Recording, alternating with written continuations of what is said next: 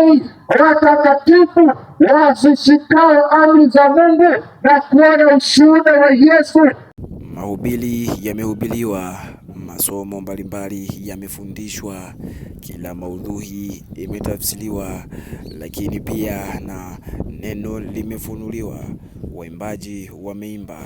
Mimi ni nani hasa hata nisikuletee jumbe hizi za matumaini? Kwamba saa inakuja, Yesu anarudi, anakuja kutuchukua kupeleka mbinguni. Jina langu ni Musa Kahogo, nimedhaminiwa na Ushuhuda TV kukuletea makala hii. Siku 14 tumezikata tukiwa katika uwanja wa mapambano, jemedali wetu akiwa ni Yesu Kristo, akituongoza katika jalamba hili la kueneza kazi yake ulimwenguni kote kama alivyonena, kesheni kwa kuwa hamjui siku wala saa. Mwinjilisti na menaji mkuu wa mkutano alikuwa ni Pearson Ngiliule. Ni furaha gani na ushiriki watu walijitoa kumpokea Yesu kuwa Bwana na Mwokozi wa maisha yao. Kundi kubwa la waaminifu waliamini na kumfanya Yesu kuwa wa kwanza katika maisha yao.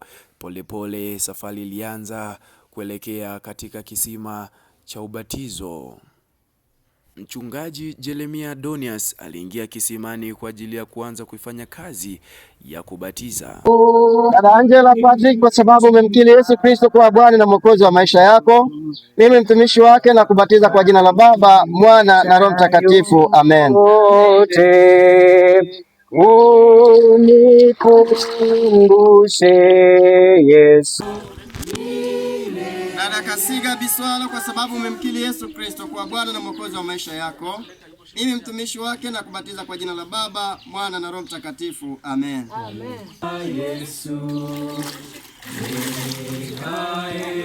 Historia imeandikwa, mahubiri yamehubiriwa, watu wamebatizwa.